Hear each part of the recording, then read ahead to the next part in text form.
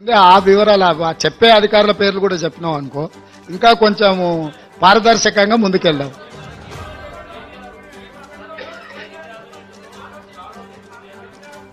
మంచిదే కదా, shadow team ఎందుకు? నిన్నటి వరకు మీరే మంత్రులు కదా, నిన్నటి వరకు మీరు మంత్రులు చేసిన వాళ్ళు మీ దగ్గరనే ఉన్నారు కదా, ఓడినా గెలిచినా.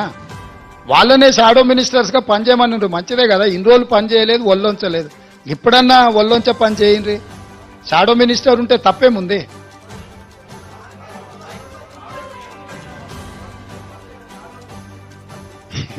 నేనేమంటున్నానంటే అధికారం విత్డ్రాయల్ సిమ్టమ్స్ అనేది తెలుసు కదా. అంటే మా కొడంగల్ ప్రాంతంలో లేకపోతే నారాయణపేట ప్రాంతంలో కొన్ని ప్రాంతాలలో కల్తీ కళ్ళు ప్రభావం కొంచెం ఎక్కువ ఉంటుంది. మత్తు కళ్ళు అంటారు కదా, మందుకళ్ళు తాగినోడు సడన్ గా మందుకళ్ళు దొరకకపోతే ఆ పిచ్చి పిచ్చి చేష్టల్ని తట్టుకోవడానికి కుటుంబ సభ్యులే మంచాన్ని కట్టేస్తారు తాళ్ళు పెట్టి. అధికారం పోయిన విత్డ్రాయల్ సిమ్టమ్స్ తోని కేటీఆర్ అట్లా మాట్లాడుతుండు. కొంతకాలం అతన్ని తాళ్ళు పెట్టి మంచాన్ని కట్టాల్సిన పరిస్థితి ఉంటుంది. ఈ అన్నిటిని మేమేం తప్ప అర్థం చేసుకోము. ఎందుకంటే అధికారం కోల్పోయిన బాధలోనో భయంలోనో రకరకాలుగా మాట్లాడుతుంటారు. షాడో టీం ఎందుకే?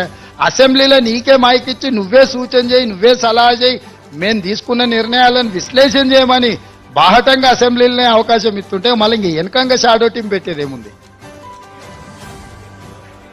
స్టార్ట్ అయింది కదా, ఇంకా అది ఇప్పుడే మొదలైంది కదా. అవి కాలేజీలలో చేయాల్సింది, గ్రామాలలో కాదు. కాలేజీలు మళ్ళీ నెక్స్ట్ అకాడమిక్ ఇయర్ స్టార్ట్ అయింది కదా, ఆ కాలేజీలలోనే కౌంటర్స్ ఓపెన్ చేసి డైరెక్ట్ అక్కడనే తీసుకుంటాం.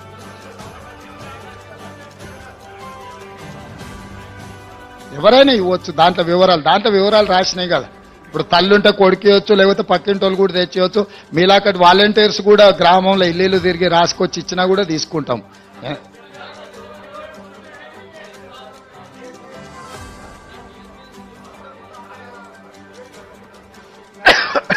టీఎస్పీఎస్సీ విషయంలో మేము కూడా మీ దృష్టికి తీసుకురావాల్సిన అవసరం ఉంది. నిరుద్యోగ యువకులకు చెప్పాల్సిన అవసరం ఉంది. పరీక్షలు నిర్వహించడం కానీ, పరీక్షా ఫలితాలను ప్రకటించడం కానీ, ఉద్యోగ నియామక పత్రాలు ఇవ్వాలంటే తెలంగాణ పబ్లిక్ సర్వీస్ కమిషన్ కు చైర్మన్ ఉండాలి. చైర్మన్ లేకుండా ఈ ప్రక్రియ ఏది జరగదు. ఇది న్యాయపరంగా చెల్లదు, అక్కడ ఉన్న చట్టం కూడా అనుమతించదు. ఇప్పుడు ఉన్న చైర్మన్ గారు మిగతా సభ్యులు రాజీనామా పత్రాలు సమర్పించారు. గతంలో గవర్నర్ గారికి వచ్చిన ఫిర్యాదుల మేరకు వారు కొన్ని నిర్ణయాలు తీసుకోవడానికి రాష్ట్రపతి అనుమతి అడగడము, రకరకాల వివిధ స్థాయిలలో అవి పెండింగ్ లో ఉన్నాయి. వాటిని ఒక్కసారి పరిశీలించిన తర్వాత న్యాయ నిపుణుల సలహా తీసుకొని వీళ్ళని ఆమోదిస్తామన్నారు. కొత్తగా చైర్మన్ సభ్యులను నియమించుకొని పారదర్శకంగా నిర్దిష్టంగా నియామకాలు జరుగుతాయి. ఎవరు ఏ గందరగోళ పడాల్సిన అవసరం లేదు, ఏ విద్యార్థుల ఆందోళన చెందాల్సిన అవసరం లేదు.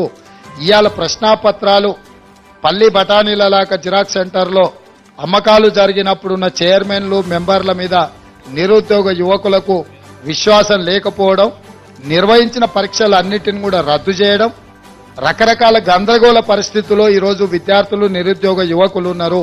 కాబట్టి వాళ్ళు ఆల్రెడీ గవర్నర్ గారికి రాజీనామాలు సమర్పించారు.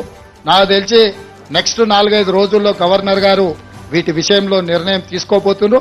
వారు నిర్ణయం తీసుకున్న ఎంబడే వేగంగా కొత్త బోర్డును నియామకాలు చేపట్టిన ఎంబడే పోటీ పరీక్షలు నిర్వహిస్తాము. పోటీ పరీక్షల ఫలితాలను ప్రకటించి పారదర్శకంగా సంవత్సరం తిరిగే లోపల డిసెంబర్ 9, 2024 లోపల క్యాలెండర్ డేట్ మేము రిలీజ్ చేసినాము. ఖచ్చితంగా సంవత్సరం తిరిగే లోపల 2 లక్షల ప్రభుత్వ ఉద్యోగ ఖాళీలను భర్తీ చేస్తాము. పారదర్శకంగా చేయడానికి అవసరమైన నిర్ణయాలు, సాంకేతిక పరమైన న్యాయపరమైన అంశాలను పూర్తిగా విశ్లేషించుకొని ముందుకెళ్తుంది ప్రభుత్వం.